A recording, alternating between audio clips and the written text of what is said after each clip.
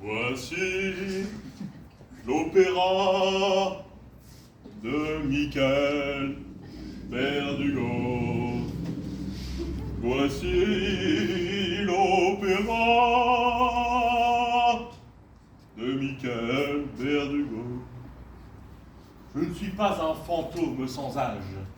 Je ne suis pas un fantôme qui nage partout dans le ciel. Les nuages ont des pieds qui avancent lentement. Les nuages avancent lentement. Ah, mais si j'étais toujours là. Je suis né en 1989, l'année dans laquelle est né moi-même. J'ai parcouru le monde, d'Amérique jusqu'à la Chine. J'ai connu des gens qui ont connu des gens. J'ai connu même des gens qui connaissaient des gens qui connaissaient des gens aussi.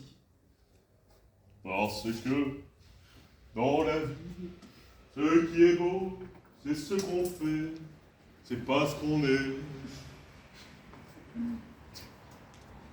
Mes pieds ont des ailes.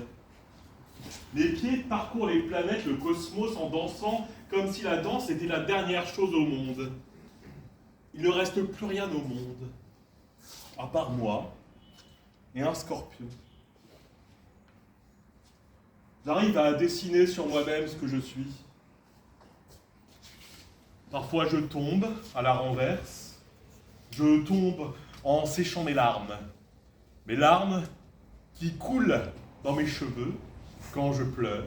Mais je ne pleure pas, parce que je suis Michael.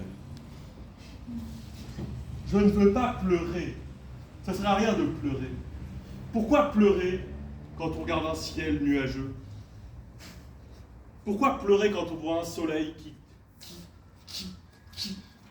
qui s'en va? Pourquoi le temps passe et que moi, je danse pendant que le temps passe? Le temps s'arrête souvent. On est dans le métro, on regarde les gens, on leur dit bonjour aux gens.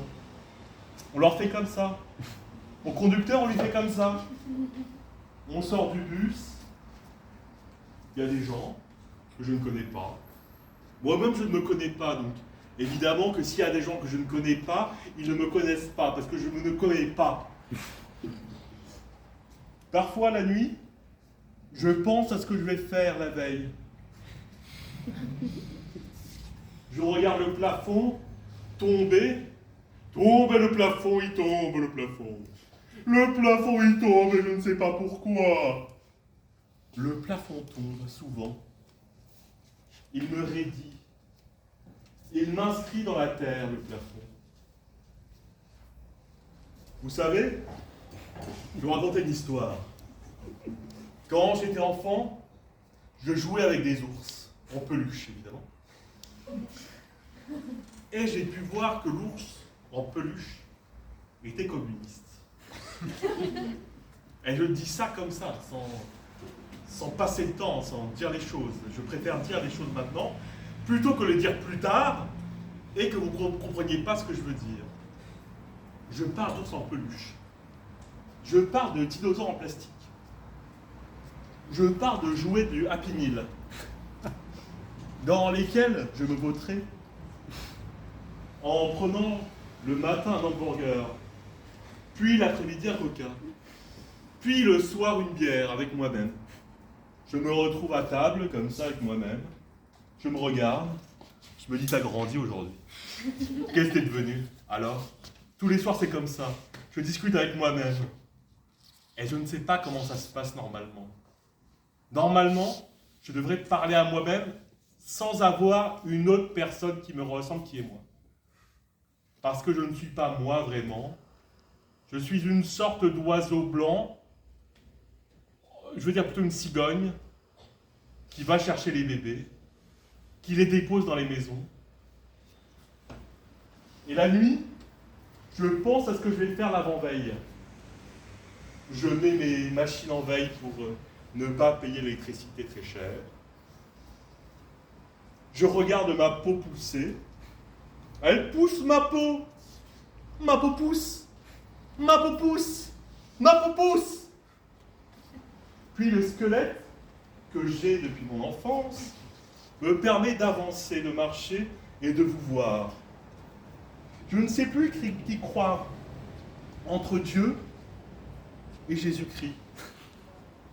Je ne sais plus qui croire. Je préfère boire un jus de litchi. Je préfère boire un jus d'orange, un jus d'amour. Je cligne des yeux pour dire bonjour. Je fais comme ça. Je cligne des yeux. Je dis bonjour aux gens. Bonjour. Bonjour. Bonjour. Et j'avance comme ça en marchant tout le temps. Tout le temps je marche. Et par moments je m'arrête. Je prends un stylo. J'écris mon nom quelque part sur un chèque. Ma poésie part partout dans le monde. Je suis connu au Brésil et en Afghanistan. Je suis connu partout. Enfin, je crois.